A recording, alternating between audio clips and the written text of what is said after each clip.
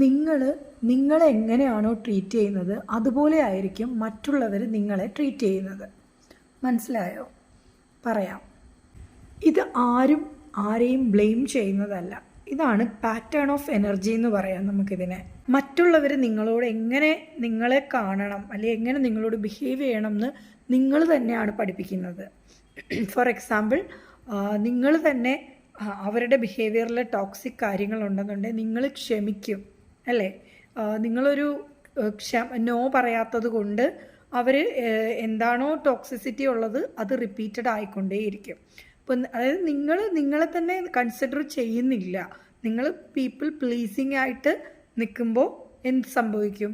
അവർ പറയുന്ന കാര്യങ്ങളിലൂടെ ആയിരിക്കും നിങ്ങളുടെ കാര്യങ്ങൾ നടന്നു പോകുന്നത്. അതായത് നിങ്ങൾ സീക്രട്ട്ലി നിങ്ങളെ പ്രയോറിറ്റൈസ് ചെയ്യാത്തത് കൊണ്ട് തന്നെ അവരും പ്രയോറിറ്റൈസ് ചെയ്യുന്നില്ല.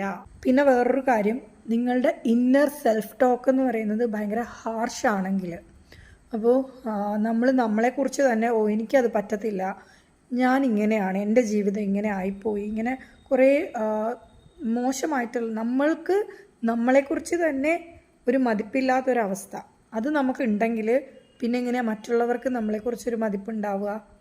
സോ അതും ഒരു കാരണമാണ്.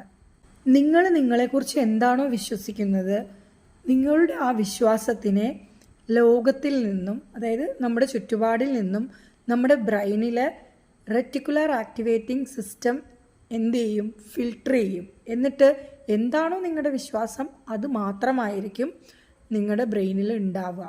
നിങ്ങളെക്കുറിച്ച് എന്താണോ വിശ്വസിക്കുന്നത്, എന്താണോ ചിന്തിക്കുന്നത്, അത് തന്നെ ആയിരിക്കും മറ്റുള്ളവരും നിങ്ങളെക്കുറിച്ച് ചിന്തിക്കുന്നതും വിശ്വസിക്കുന്നതും.